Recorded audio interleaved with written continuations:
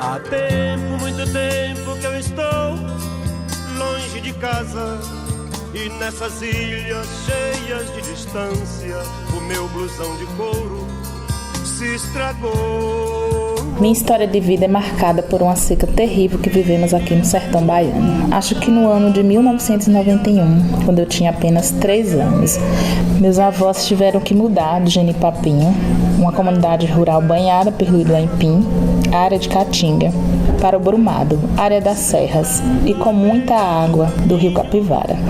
Não foi uma seca somente devido ao solo, a questão semiárida, mas por uma questão de uma decisão política da época, que foi a construção da barragem de Bananeiras, que secou o rio do Empim, o único rio que banhava aquela comunidade, ficando inviável a continuar vivendo lá. Fiquei sabendo assim que parece minha bisavó Balbina, mãe da minha avó Nega, já frequentou aqui a comunidade Fumaça. E eu fiquei sem entender, porque ela morava em um lugar muito longe daqui, que era pro lado da Caatinga lá, né? Perto da Vazia Grande, que é as Pedrinhas. É dona Balbina? As Pedrinhas, para aqueles lados. Como que ela vinha aqui tão longe? Vinha porque, olha, nós vinha era de lá, de a pé, viu falar numa Malhadinha? Já, para aqueles lados da Caatinga. Nós vinha da Malhadinha para lá, nós já trabalhamos para lá, no Oliveira. Vocês trabalharam de que lá? Arranca de feijão? Arranca feijão. Lá é forte, arranca de feijão. Nós ia trabalhar lá, mas ele lá, nós conhecemos Dona Balbina lá. Vocês iam andando daqui para Malhadinha? Era. E Babina ia das Pedrinhas. É porque eu chamo de Babina, é Balbina. E aí vocês fizeram amizade. Foi. Aí depois ela veio pra cá. Foi. Aí ela aqui? veio aqui porque a minha irmã Maria, minha irmã, a mãe da Raimonda, a Maria com ela era uma coisa demais. Amizade. Amizade demais, Dona Babina. E ela vinha pra casa da Maria. E nós se juntava tudo. Aquela sua outra irmã, Lê. Era mais amigas duas. Era que a Maria era mais velha que nós. Nós ainda era ainda. E aí ela vinha pra cá, Maria, quando era de noite nós ia pra lá. Eita, mas era uma larida que só tu vê. Aí de vez em quando vocês iam pra lá, ela vinha pra cá. E ficaram amigas até depois de Pois é. Até aí ela falecer? Aí ela não veio, mas alô, essa mulher, eu disse, minha gente. Foi quando casou? Maria, eu perguntava, oh meu Deus, cadê Dona Balbina? Não saía daqui. Aí a Maria ainda não tinha morrido, ela disse, oxe, ela morreu, eu disse, Ela teve AVC, ficou anos de AVC. Daí ela contou que ela tinha dado esse AVC, eu disse, oh meu Deus. Ela faleceu já morando aqui no Pindabaçu. Eu lembro que os meus primeiros espaços de socialização na infância foi na casa de farinha, lá nessa fazenda tinha uma casa de farinha. E o meu avô, além do serviço que ele prestava para o dono da fazenda, ele também trabalhava de forma autônoma. Eu ficava pelo meio brincando e aí aprendi com as mulheres tirar tapioca também, até vendi na feira algumas vezes. Para começar da roça, o cara vai, roça o mato, né? Depois queima, depois vai coivarar, tirar a madeira de dentro, depois vai fazer a planta, da planta vai limpar a roça, da roça. Aí 3 limpas, 4 para colher, uns 4 limpas, né, para poder colher. E mais vai, arranca, traz para cair farinha, raspa. E o primeiro, depois rapado, enxuga a massa, peneira a massa, bota fogo no forno, do forno vai começar a torrar a farinha, né? Vai começar a torrar e daí, quando torra, bota no saco. E aí tem uma da gente fazendo, vender às vezes, vende, né? Um pouco dela vende, né? Para ajudar, né? E aí o negócio é aí, ó. Aqui ali é o forno, aqui é o coxo, aqui é outro coxo de pegar a massa, ali é o banco de servar. E aí o processo, rapaz, é meio grande. O cara trabalhar de roça é meio complicado. Trabalha muito, viu? E se acaba ali. Nordeste é uma ficção, Nordeste nunca houve. Não, eu não não sou do lugar dos esquecidos, não sou da nação dos condenados, não sou do sertão dos ofendidos, você sabe bem, conheço meu lugar, conheço meu lugar, conheço meu lugar, conheço meu lugar.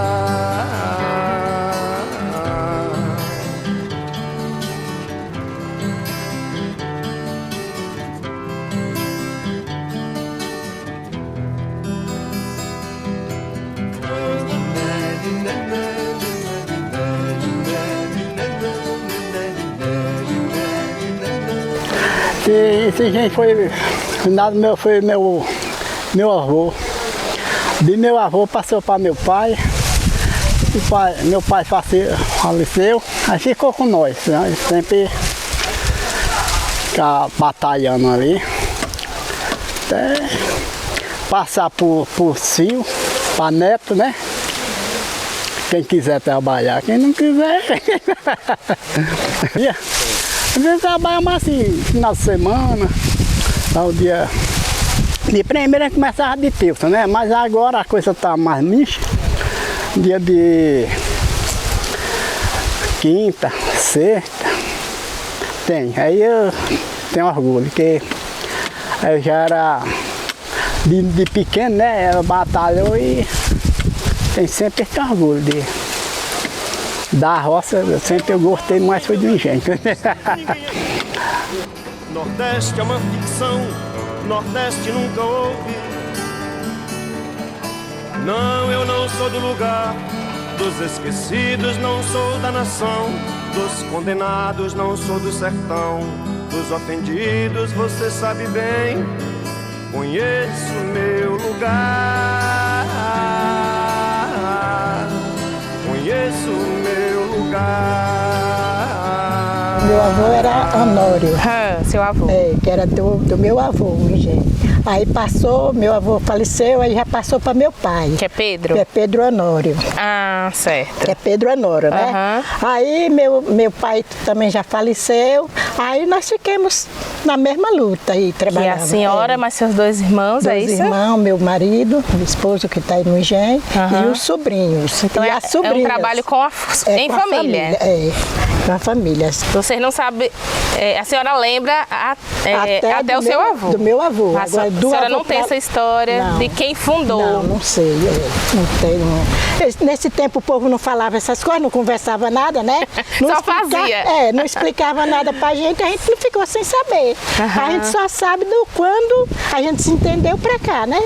Que a senhora chegou a conviver com o seu avô aqui, aí é a memória que a senhora tem, sim, a partir do seu avô, Honório. Isso mesmo, É um trabalho assim, de tradição que vem de geração, passando de geração para geração da sua família. Isso é muito rico, né, dona Inês? Nordeste é uma ficção, Nordeste nunca houve. Não, eu não sou do lugar dos esquecidos, não sou da nação dos condenados, não sou do sertão dos ofendidos, você sabe bem, conheço meu lugar, conheço meu lugar, conheço meu lugar, conheço meu lugar.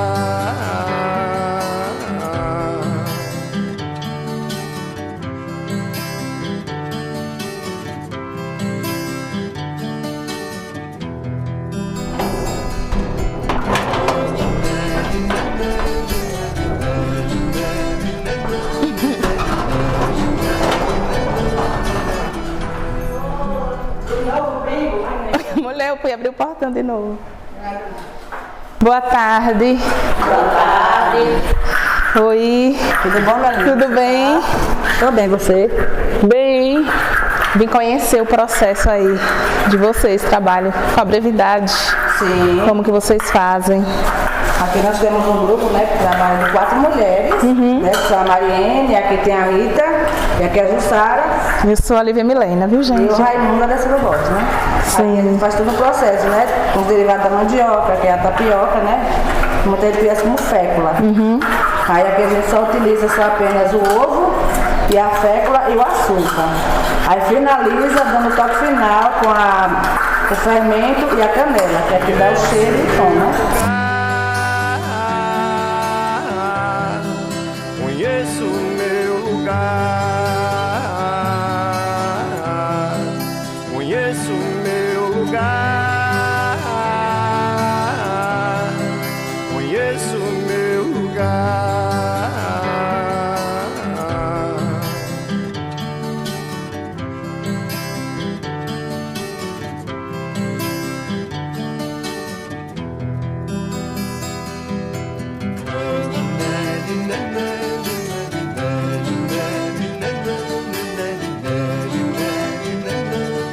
Depois de todo aquele processamento que você viu, Lívia?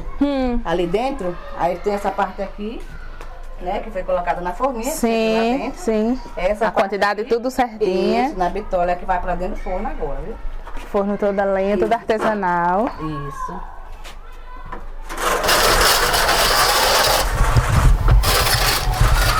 Temperatura normal, né, do forno normal. Vamos dizer que seja um fogão 200 e pouco, né, para poder pegar. Aqui não, aqui você dá uma aquecida com a lenha, depois que aqueceu, ficou sobrando, você encosta para um ladinho e coloca o que você vai assar lá dentro. Não é em cima da Não é em brasa, cima é da só brasa. o calor. Só o calor que vai estar. Raimundo, o que é que vocês produzem mais aqui pela associação, aqui na comunidade? A gente já conheceu a Casa de Farinha, né? E assim, aqui pela associação, o que é que vocês produzem? Tem a associação da apicultura, né, que eu faço parte como apicultora. Né, que a gente tem a Casa do Mel lá, do beneficiamento do mel. Que é outra É associação. outra associação. Aqui é quilombola e lá apicultura. Junto com outras comunidades aqui, círculos vizinhos, né? Isso. Tem apicultor de Ingá, lá do Marcelo, do Olhos d'Água, Lutanda, Bananeira e Fumaça. Certo. Né?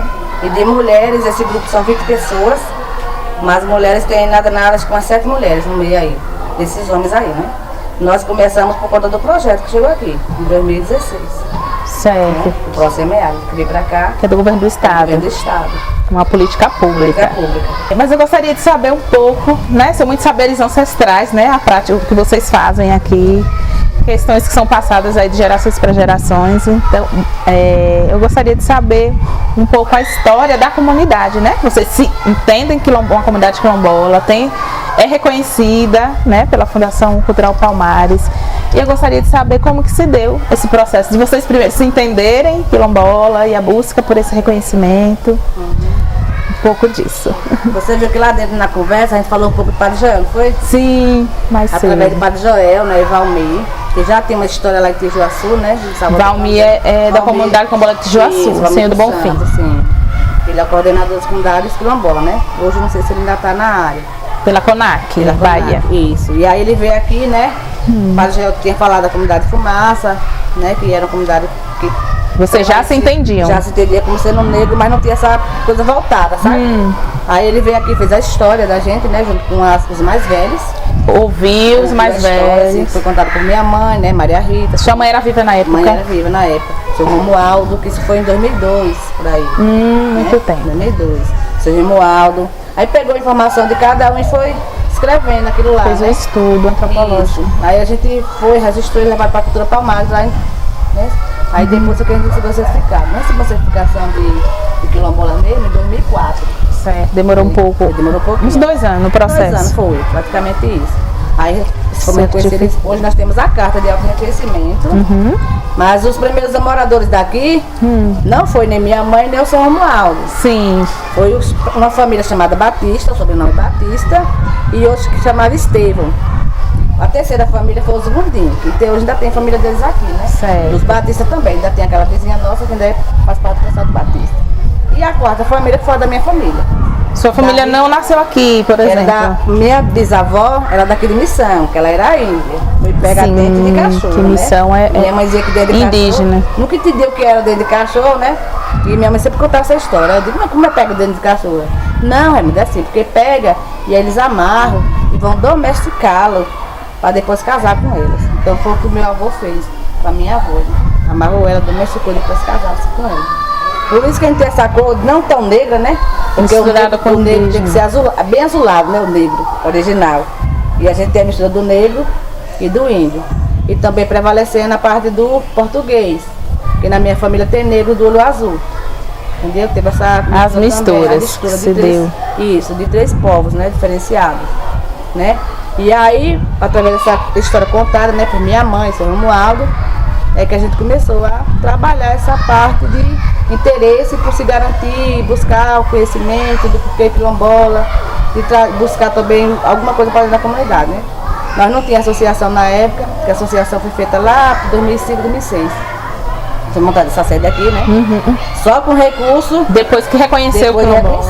Né? Não tinha associação. Certo. Tinha associação, mas não tinha sede. Né? E também não era quilombola. Entendi. Entendeu? 2004 era só rural. Só rural.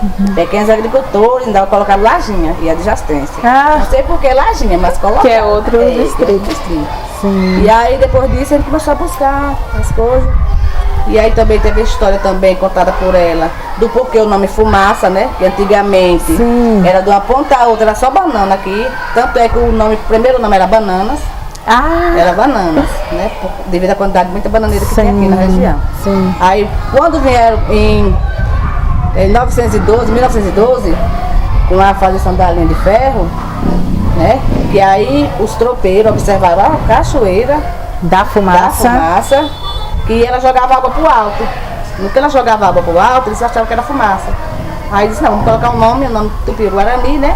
Vamos colocar Fumaça. Até hoje ela joga. Aí até hoje prevaleceu o nome Fumaça aqui da comunidade, por conta da cachoeira, entendeu? Então você acredita que os primeiros habitantes daqui, de Fumaça, eles vieram de algum lugar aí, fugindo de alguma situação de escravidão e desceram aqui. Uns ficaram aqui, né? Tanto é que tem Sabraúna aqui, que é onde fizeram o cemitério. Eles paravam para descansar aí. Foi aí onde uns continuaram parar em Tijuaçu e esses famílias ficaram aqui. Então provavelmente eles vinham fugindo de algum cativeiro. Já. A gente não vai saber da onde. Não sabe da onde. Mas deve ter pego o trem que passava aqui. Isso. E aqui muita natureza. Era tudo fechado, a mata fechada aqui. Era tudo mata fechada. Depois que os fazendeiros começaram a comprar essas partes aqui, foi que começou o desmatamento, né, da comunidade.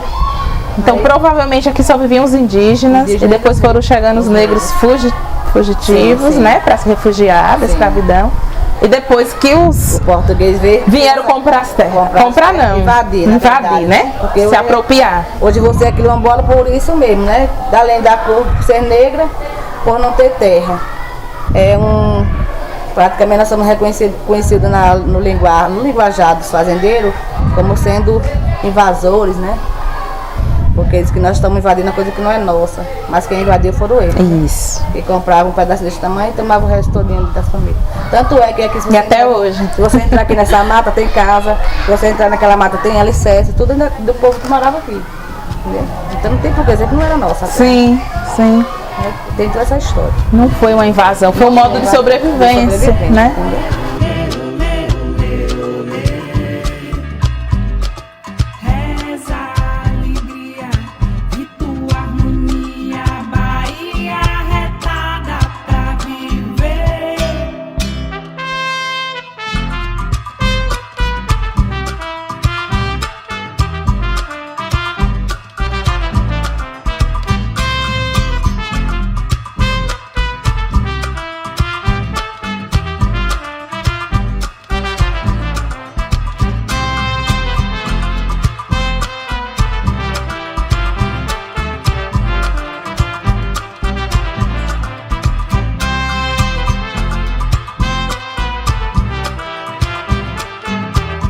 Então, procurando o pessoal, os idosos dessa comunidade, né?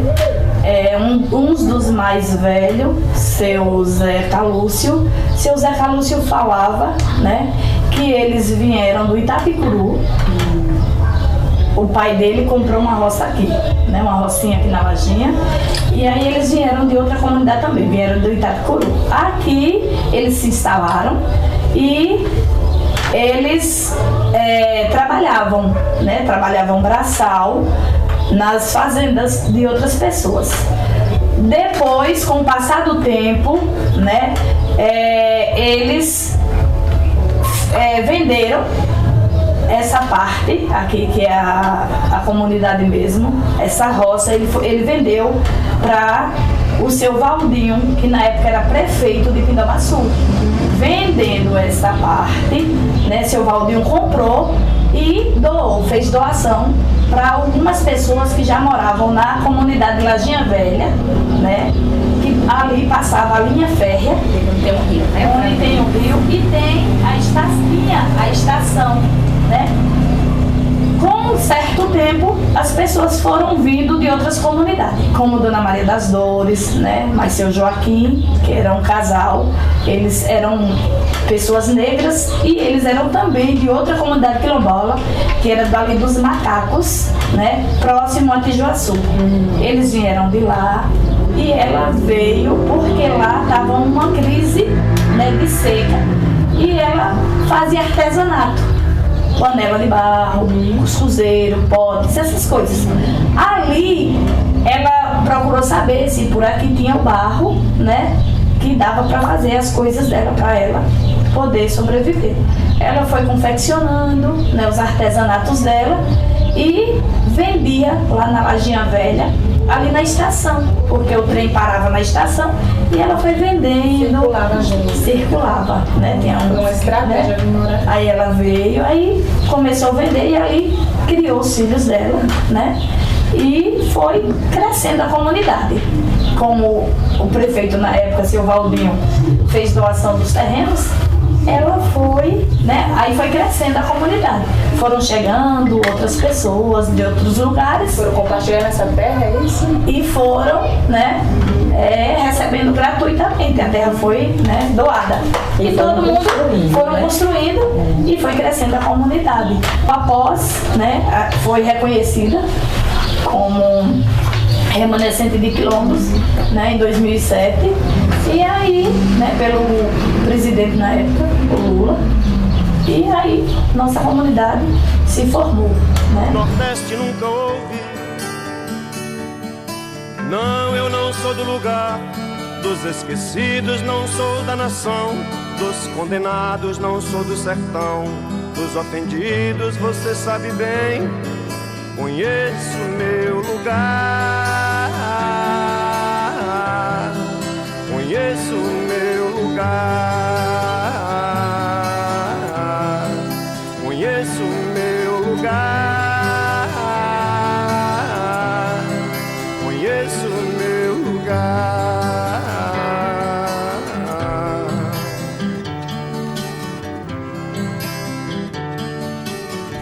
Para jovens, né, como eu, aqui não tinha oportunidade na época, aqui no território.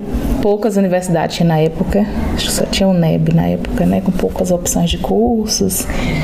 E eu não tinha muita informação do Enem, que era tudo muito novo, acesso à informação, acesso à internet. E aí eu acabei que até prestei Enem, mas não sabia muito como que funcionava o sistema, né? Para conseguir acessar uma universidade pública, conseguir uma bolsa, eu não tinha muitas essas informações. E aí eu, junto com a minha família, a gente decidiu que o melhor era ir para São Paulo, naquele momento, que é onde estava minha mãe, né, duas tias, um tio. E aí eu fui, ficou a minha avó aqui em casa, o meu tio mais novo, e a filha dele, que morava com a minha avó, Yasmin, criança na época. Antes de eu terminar a faculdade, minha avó faleceu aqui na Bahia. Eu vim algumas vezes quando eu estava de férias, né? Passava as férias de dezembro sempre aqui, ficava, revia as pessoas, enfim, via ver a minha avó. Isso me fortalecia para voltar e continuar nos meus projetos lá, né? E aí quando minha avó falece, eu rompo um pouco aqui com a minha terra. Eu evito de vir aqui porque eu não tinha mais ela, e aí eu vou ficando lá e vou vendo a dinâmica de lá, né? E aí fui criando relações, porque eu fiquei 10 anos lá, né? Criei muitas relações de amizade por lá, pelos lugares que eu circulava. Mas aí veio a pandemia. Eu já morava sozinha, né? Na faculdade ainda, eu fui morar sozinha. E aí na pandemia foi um momento que a gente teve que parar, né? Eu tinha uma dinâmica de vida lá que eu não parava, porque era trabalho, estudo, militância, não parava, né? A agenda sempre cheia, final de semana sempre tinha muita atividade cultural para fazer em São Paulo, né? Você não dá conta de tanta atividade que tem. E aí na pandemia deu uma crise existencial grande, porque foi um momento de parar e rever o sentido das coisas, né? Eu comecei a refletir o sentido de tanta correria. E aí eu comecei a me reconectar com a minha terra, mesmo à distância. Através do Instagram, eu comecei a rever a natureza daqui, coisas que eu tinha vivido muito na minha juventude, até os 21 anos, né? Sempre, desde criança, eu sempre fui muito conectada com a natureza. Cresci tomando banho de rio, aprendi a nadar sozinha no rio, enfim. Aí eu comecei a sentir muita falta disso, né? Uma necessidade dessa conexão com a minha ancestralidade. De começar a me perguntar quem era eu, na verdade, assim, né? De ter, sim, de tudo que eu vivi lá foi bom, muito importante, mas eu estava começando a questionar o sentido de tudo. Até da luta, da militância, qual o sentido de tudo isso. E aí eu começo a me reconectar, conversar com meus familiares daqui. E aí comecei a ter vontade de vir, né? E não era um momento propício para viagem, né? Na pandemia. E aí chegou 2021, eu fiquei sem trabalho, fiquei desempregada como muitas pessoas na pandemia, né? E aí foi meio que unir o útil ao agradável, né? A questão objetiva e subjetiva da vida. De pensar que aqui tinha casa, né? A casa da minha avó, estavam aqui, a minha família não quis vender, né? Quis manter essa segurança aqui. E eu lá pagando aluguel e desempregada e sem perspectiva de quando eu ia conseguir um outro trabalho naquele contexto de pandemia e a questão política que a gente estava vivendo também, né? Das políticas públicas serem tudo congelado, os recursos, não estava tendo investimento na área social, que é a minha área. E aí eu decidi retornar, conversar com a minha família, de ficar aqui em casa, e todo mundo concordou comigo, né, e me apoiou de várias formas. E eu retornei, eu consegui trazer minha mudança, e aqui em casa tinha algumas coisas ainda que era da minha avó. E aí, desde 2021, que eu venho nesse processo de busca das minhas raízes ancestrais, que foi quando nasceu o meu projeto, Raízes Ancestrais, e comecei a compartilhar desse processo de retorno, de tudo que eu ia reencontrando, reconectando com lugares, pessoas. Não, eu não sou do lugar dos esquecidos, não sou da nação dos condenados, não sou do sertão dos ofendidos, você sabe bem, conheço meu lugar, conheço meu lugar. Conheço. Tá boa? Eu tô bem, graças a Deus. Então tá bom, tô bem. Vamos entrar. O sol tá quente. Parece que tá cansado. Tô cansado. De quê? De fazer nada. De comer. Tá boa? Esse aqui é o comilão da família. Oi, a tia botou o pote ali perto do... Pronto, ali. Que a senhora conheceu o Chiquinha. Eu conheci ela já uma velha já de idade, né? Ela era alta, magra. Ela era morena. Aí ela O cabelo dela era liso? O cabelo dela era liso. Bem pouquinho. E a pele escura? É, bem pouquinho que nem o meu. Aí ela era muito parteira de lá da fazenda do Rio do Empim. O pessoal ia atrás dela meia-noite. Ela tinha que levantar gemendo, mas ia socorrer, né? Pegar os meninos? É, pegar os meninos. Aí, ninguém vinha para o hospital? Não, ninguém vinha para o hospital, que nesse tempo era longe, né? Ela não podia vir. Aí tinha vez que ela vinha de pé, tinha vez que ela não estava num jegue, no meio do caçoar. Aí passava a noite lá com a mulher. A mulher ganhava neném, ela tornava a voltar para casa, né? Aí ficava lá dormindo. Quando era no outro dia, tornava voltar atrás dela. Ela tornava aí, né? Só tinha ela de parteira por lá? Só tinha ela de parteira. Era aquela região ali toda, os vermelhos, tudo atrás dela. Todo mundo. Era parteira dali de todas as mulheres ali. Tia, sabe se ela já nasceu lá ou ela foi de outro lugar morar lá? Não sei se ela nasceu lá. Aí eu não posso explicar se ela nasceu lá. Aí depois, quando ela faleceu, veio minha mãe. Minha mãe ficou no lugar dela, pegando o menino também. Prendeu com ela? Prendeu com ela. Balbina? Era a mãe Balbina. Aí depois a gente veio embora do Rio do Empim, lá para as Pedrinhas. A gente ficou morando lá nas Pedrinhas uns tempão lá. Mãe criando essa tropa de neto, tudo nas costas dela, e nós trabalhando e mãe criando os netos, né? Quando era final de semana, a gente voltava para casa e ia ficar com mãe. Vocês trabalhavam onde? Aqui na rua? Aqui em Pindabaçu. Então todo mundo se ajudava? Aí todo mundo se ajudava. Pois é, a mãe de meu pai... Como era o nome dela, tia? Era Damiana. Damiana. Ela foi pegada no mato dentro de cachorro. Ela foi cabocla.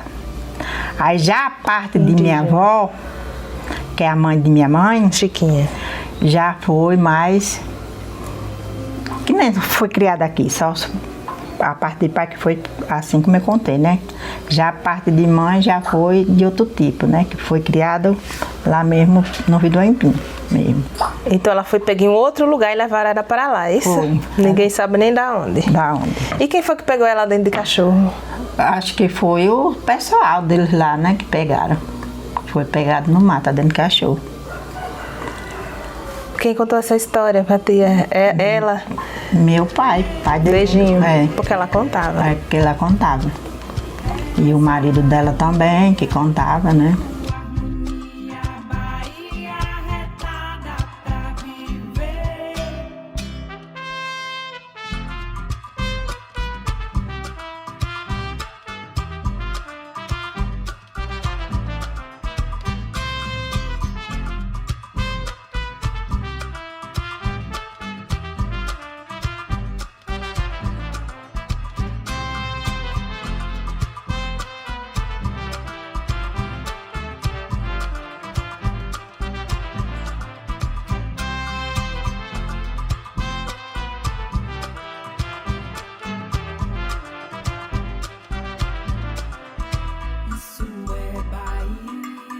Essa igreja tem muitos anos.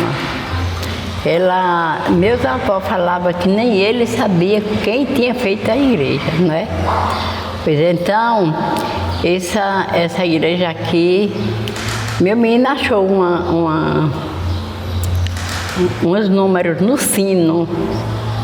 Ele veio aqui semana passada fazer um trabalho ali e aí achou, pegou e achou os números. Mas eu estou pensando que isso ainda não foi de quando foi até a igreja. Que é a data do sino, talvez. E Santa Efigênia é uma mulher forte. Foi uma mulher forte, né?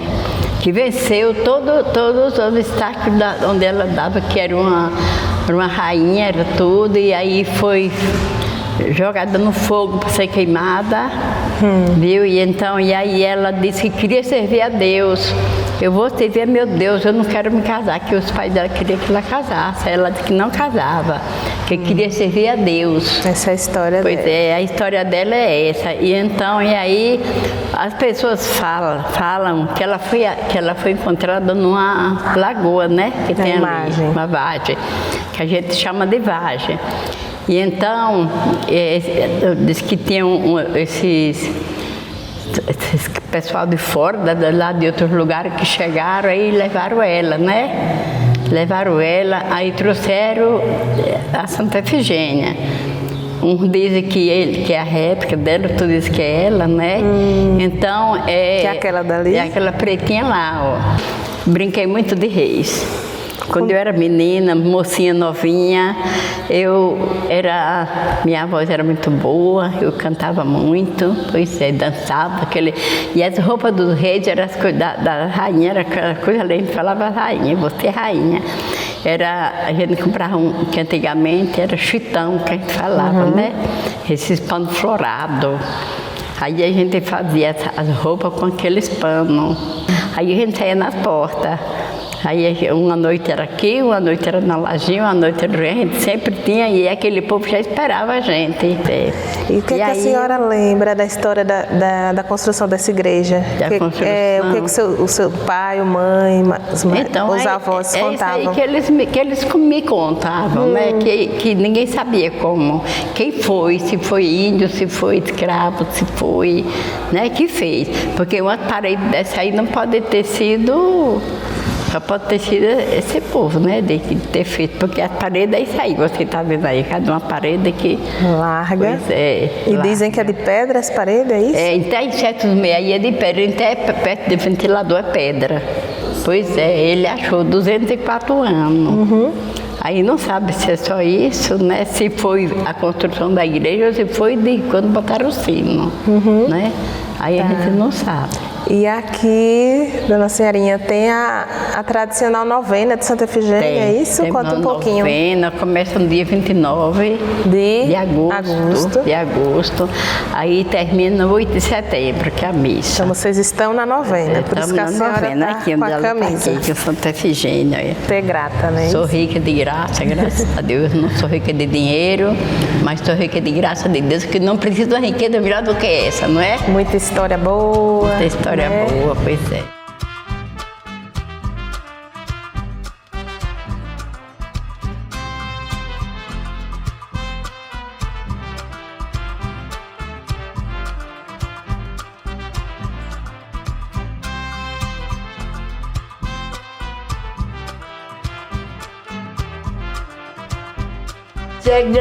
Chegamos com muita alegria, chegamos com muita alegria. Lourar o Deus menino, que ele é filho de Maria. Lourar o Deus menino, que ele é filho de Maria. Jesus, aceitai a nossa despedida. Jesus, aceitai a nossa despedida, que está chegando a hora da nossa partida. Aí eu dizia, todo mundo já sabia, sexy ia sair. Esse terno já saiu com prazer e alegria. Às 4 horas da manhã, quando vem romper de aurora, as meninas cantam e choram, as ciganas vão-se embora. Que era a tarde dos meninos. E o dançando. E aí nós só tchá, tchá, tchá, tchá, no jogar da cantiga. A saiona. A saiona comprida, ia lá e vinha cá. Eita. Ia toda enfeitada, balançando. De papel, de tudo. Muito bonita. Bonita a roupa. E a roupa porque eu não guardei não. Porque era do papel, vai se acabando, né? O papel não dava para aguentar não, né? Mas todo ano que queria, que nós ia brincar, todo mundo já sabia do modelo da roupa. Aí fazia outra roupa. Fazia outra roupa. De outra cor. É, de ano em ano tinha uma roupa. Você já começava a preparar de antes? Já, quando chegava o dia dos reis não tinha gogó. Era assim, tornar e sair na rua. Quem que não gosta de uma coisa dessa? Não é? Que doida. Aí eu tinha o meu marido dizia assim, eu não vou dizer nada com ela, porque quando eu casei com ela já brincava reis. Então se ela ficou toda a vida brincou reis, se ela brincar o rei dela, né? Que os homens eram assim, uns homens assim direitos, uns homens sérios. Não tinha xodó como hoje, Maria. Agora não sei, aquele Os de hoje não estão muito sérios. Esse aqui não são sérios não, eles são meio pegados, pimentados. Pimentado. E por isso seu casamento deu certo, né, dona Carol? Né? Porque seu marido não ligava pra senhora e pros seus reis, não, né? Nunca. Aí deu certo. Mas também eu era do jeito que não dava desgostar ele. Só gostava de brincar reis. Eu andava mais ele na minha folga. E ele nunca deixou de brigar para eu deixar esse rei, Não tinha maldade nenhuma no rei, não só tinha. Divertimento saudável. Mas hoje que o mundo é cheio de maldade, pode acontecer qualquer coisa, né? Mas com nós era uma beleza. E o era saudável. E o homem que ia dar com nós era um homem de seus 60 anos. Era um homem sério, não gostava de... Respeitoso. E nós dava isso. Por toda coisa que ele fazia, que chegava do tempo, ele se apresentava logo. E nós com ele ia. Ele não se importava nada. E eu era medonha, todo mundo sabia. E inteligente a senhora, né, dona Carla? Você foi esperta assim, desde pequena? Toda a vida foi assim. Esperta. Eu tenho uma irmã lá, que mora naquela outra rua lá. Sabida, né? Que é tão broca que eu não sei não aprendi nada. A senhora que mais nova de que sempre foi assim, pra frente. Foi duas meninas que, quando a mãe casou, já era viúva. Casou com esse rapaz, que era nosso pai. Sim. E aí, mas ela toda a vida foi moca, não aprendia nada. A senhora aprendeu, foi ligeira. Ela mora lá na rua, naquela rua de lá. E eu, quando podia ver hoje, e podia resistir. E estava tudo no juízo, não saía nada. Sabida. Olha, a senhora lembra as cantigas, tudo do Reis, né? Lembro as cantigas, tudo. Quando a gente está chegando, dono da casa, ele é bom, ele dá garrafa de vinho, doce de araçá. Dono da casa, ele é bom, ele dá garrafa de vinho, doce de araçá. E aí, vem cá, meu diabinho, todo queimado do sol. Na rua tem um ditado, quanto mais roxo, melhor. Ela fala pra danar.